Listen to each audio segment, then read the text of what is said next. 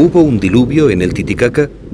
La leyenda cuenta que la tierra estaba habitada por unos gigantes llamados chulpas, que habían llegado a ser sabios y poderosos, pero su cultura degeneró en violencia. El dios Viracocha les castigó con un devastador diluvio y todos murieron. Entonces Viracocha, desde la Isla del Sol, la primera en emerger de las aguas, creó a Manco Cápac y a Mama Oglio, la primera pareja humana, y les entregó un cetro de oro. Manco Cápac lo lanzó con fuerza y donde cayó nació el Imperio Inca.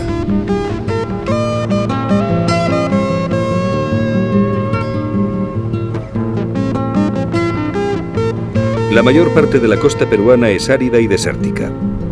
Vastas extensiones de arena en forma de dunas inundan y cubren todo a su paso. La atmósfera se vuelve asfixiante y gris. A veces es difícil distinguir la línea del horizonte.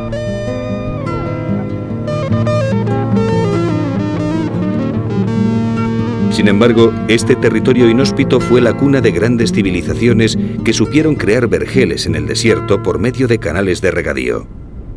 Gracias a estas técnicas avanzadas, lograron una explotación agrícola que pudo sustentar un elevado número de habitantes.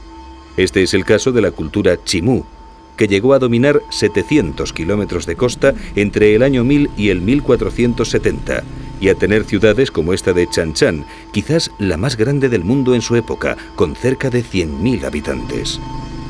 Ocupa una extensión de 20 kilómetros cuadrados.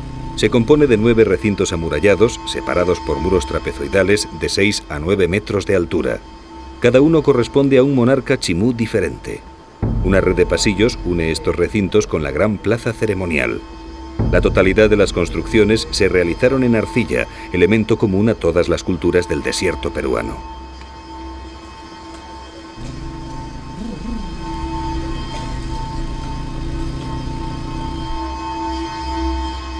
Alrededor de los altares ceremoniales, las paredes estaban decoradas con bajorrelieves que representaban redes de pesca.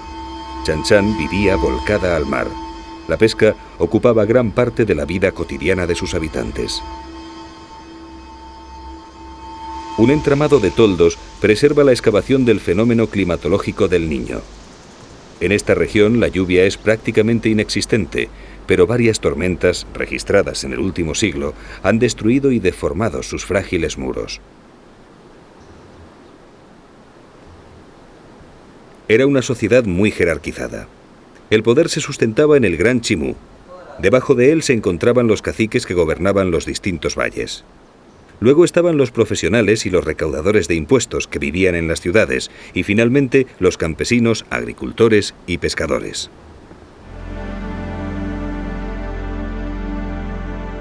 Los múltiples hallazgos de piezas de oro nos permiten asegurar que la orfebrería tuvo un gran desarrollo en esta cultura. La mayoría de las piezas encontradas son de carácter religioso. Los chimú rendían culto a la luna y al sol, y también a las momias de sus monarcas, a las que solían sacar de sus tumbas en ocasiones señaladas.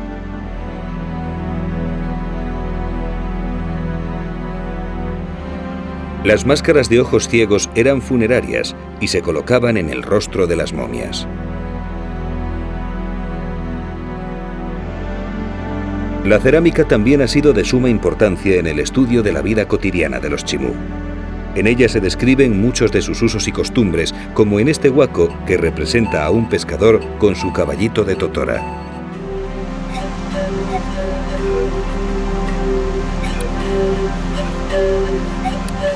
En la actualidad, los pescadores de la costa norte peruana siguen utilizando estas embarcaciones llamadas caballitos de totora para faenar en los caladeros cercanos.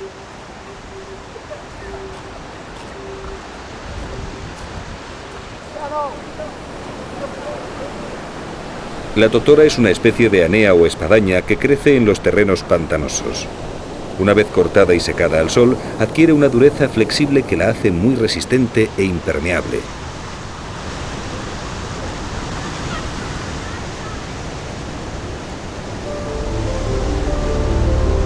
Al amanecer, los pescadores se hacen a la mar con sus artes de pesca y ponen a prueba su equilibrio cabalgando las olas con la más antigua de las técnicas del surf.